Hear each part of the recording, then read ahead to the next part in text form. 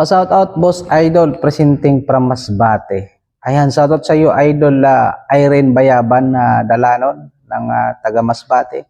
Kamusta po kayong lahat? Sana po ay nasa mabuting kalagayan kayo.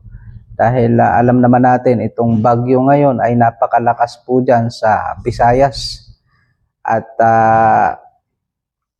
marami nga po akong napapanood na mga video patungkol sa ating mga kalikasan riyan ay talagang nasisira at ang ating mga mandaragat ngayon ay hindi nakakalaot ilang araw na po.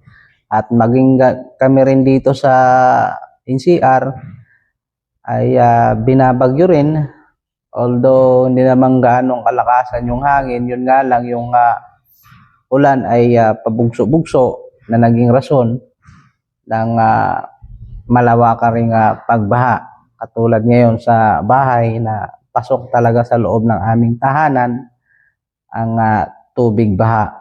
At dito na nga lang itong ating video mga boss, at bago nga po tayo magtapos ay nais ko lang pong ipaalala sa inyong lahat na